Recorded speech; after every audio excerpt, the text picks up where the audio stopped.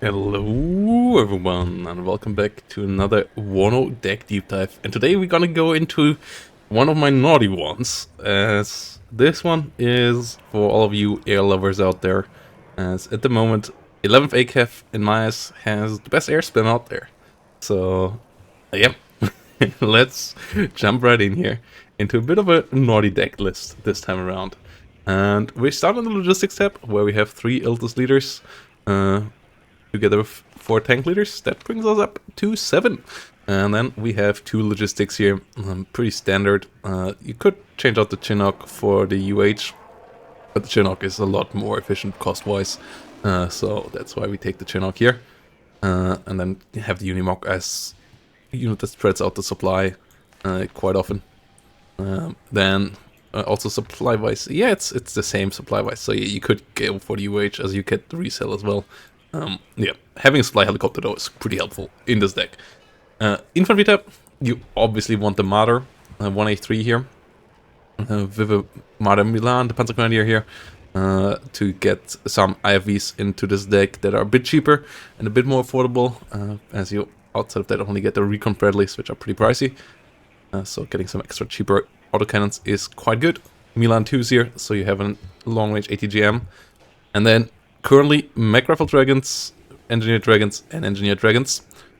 Because Engineered Dragons are just completely busted right now. Mech Rifle Dragons come with another Dragon 1 with the heavy stress of 320. Once that is changed, you want to switch back to the normal M113A for the Mech Rifles and switch out the Engineered Dragons for dismounted troopers and Heimatschützen most likely, or for engineers and dismounted troopers as your infantry in this kind of deck. Artillery, just to fill out the 1-cost slot, some M109s here. They do the job really well. They are fantastic artillery pieces, so we take them to kill stuff if necessary. Tank tab, you want to have the Jaguar for some cheap ATGMs. Unfortunately, it doesn't scale super well with veterancy, but yeah, some cheap, strong ATGMs that can take a tank hit. M1A1s, with the deck setup that we go here, you can't afford super many of those, so rather bring them up vetted a bit. And then you still have 8 here, which should get you through the game if you micro them well. And then some more cheap infantry control here with the calves, because that's where you, against spammier decks, will need help. So the calf coming around to suppress infantry relatively cheap is quite nice as well. So I still hope these guys will get a slight rate of fire buff. A slight rate of fire buffs, and the calves are really, and the other howitzer on tanks chassis will be pretty nice as well. Recon, strong still in this tab. LRS, fantastic recon. Bradley is here important. The M1A1 ACAF brings you up to 10 M1A1s, so really having it all filled out. The Bradley's here for some good fire support and some extra. You could go to 1 veterancy here with this one. With this one, it's too much of a loss, so you for sure want to have this on 0 vet. But here you could consider going up 1 level of veterancy and just running 6. BGS still really solid, even cheaper nowadays. The MP5 still giving them decent firepower, but they're especially there as just your cheapest recon option, and being affordable and being able to spam them around is quite nice. Though you could go for the Scout with the AGL as well, but I'm still not a fan of the AGL. I think they still need a bit of a buff. And then the quick fix is super important, because it has 40 ECM, and yeah, it's an air spam deck, guys, so you have to have this guy to spot for your air spam, and that's what it is all about here with this one. AA, you got some Stingers, some Eyehawks, some Pivots, a pretty classic setup. Could consider going 1 up with the pivot, but it still is pretty strong with 0 vet at the moment as well. Stinger and Eyehawk really solid AA as well, just helping out your air with some fire support from the ground. All really good AA as well. Helicopter, you want to have a couple of them around. The Cyanide is just so much better than the normal ITO, and the extra price there is worth it.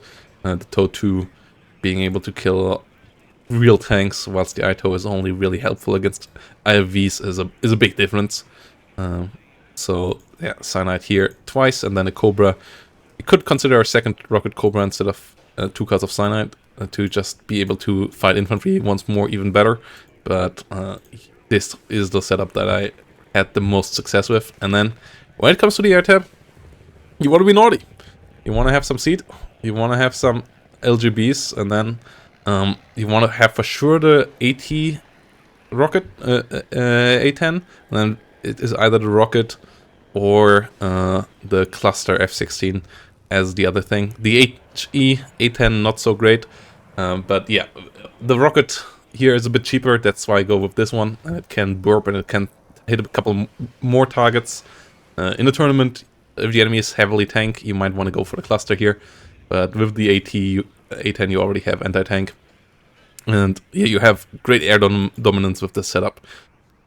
Short range, absolute dominance with the shotgun setup for the AM3Ms here for this F-16 short range. Mixing one of each here works quite well as well. Seed that can help you with air superiority. F-16 that can also help you with air superiority. Seed coming in front of everything with the 40 ECM is quite fun as well. The LGBs, they aren't the greatest damage dealers here. They're one of the but it has great survivability and it has a really quick reload time as well. And them only having 60 supply costs mean that they come around nearly instantly, so that is great as well. And then yeah, the A10s here as your more if the enemy doesn't have air defense, you bring these on or in the opener to just oppress the enemy from the get-go with it. So yeah, here we have it, the air cav version, the naughty version of 11th ACAV. You can play this deck a bit different in a couple of different setups as well. We saw, for example, in the tournament, Tanner playing it actually for a long game with a FSP and then actually M109 spam together with a lot of mech rifles and Heimatschützen, and then based around M1A1s and the strong recon tab, and a lot of helicopter play as well. That's possible as well, but I think the Airspam is the strongest at the moment, so we will go with that into the match as well.